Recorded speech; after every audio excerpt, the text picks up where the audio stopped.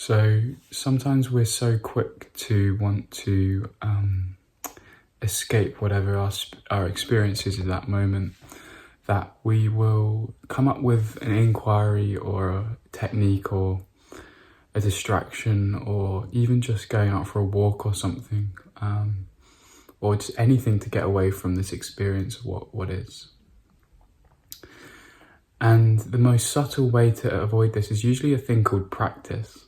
A practice of whatever it is. You can call it meditation, inquiry, emotional work, mindfulness, trying to surrender. There's all these subtle senses with a self in the middle that's practicing usually to get away from this moment. Usually this is what comes about. And so the instruction here, if you want to call it instruction, is to not try to avoid anything with any practice in this moment. Just show up to the show. Just show up, buy a ticket to the show of life, and just watch. Because if you let this breathe, if you let your suffering breathe for a minute before trying to squash it away quickly with a technique, with a practice, let it breathe. Give your questions time to breathe. You know, we try and find answers, we try and find ways out.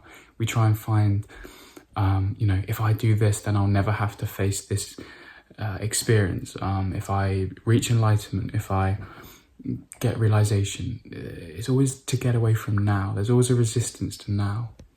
And I don't mean, allow yourself to suffer for the rest of your life, but give it a chance to tell you what it's trying to tell you. Because each pocket of suffering, each aspect of suffering, is trying to say something, is trying to show you an alignment of who you think you are that is out of, it's not reality. Because there's something here, when each time something hooks us, each time there's resistance, it just means you're not seeing clearly. So it's just trying to tell you that. It's trying to show you that. Say you're in a relationship, or let's say you got a job and you're really suffering with not getting promotion, you're envious of other people. Well, there's a hidden belief there. There's a resistance to trying to achieve. There's a resistance to others' success. There's a belief there. And if we try and, practice our way out, or try and get successful, or try and let go, we're never going to see that fact, that belief, that hidden resistance. We let it sink, let it be, stay with it, stay with, until there's no with, there's just, it passes through, and we see it was just a story, a thing. But until we have the confidence to not try and get out of this situation, we'll always be running. Even if that's now more socially acceptable to be doing inquiry of these things, it's still a form of running.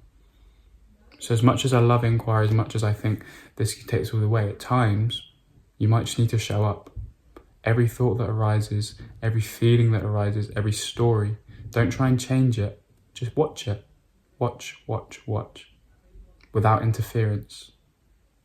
What are they made of? What is this? What's it trying to make me run from? Because at the heart of these is the root of whatever's causing this. So if we keep trimming the branches, we'll never get to the root. We'll always be, you might run away, and then the branches, they don't deal with you a week later, but the root's still there. The settled beliefs, the fundamental senses of self, the fundamental resistant patterns. So less branches, more root. And sometimes the root to be seen just has to be felt and not interfered with. Let life show you. Don't try and get a step ahead of it and work it out. Just have the courage and patience to let it breathe.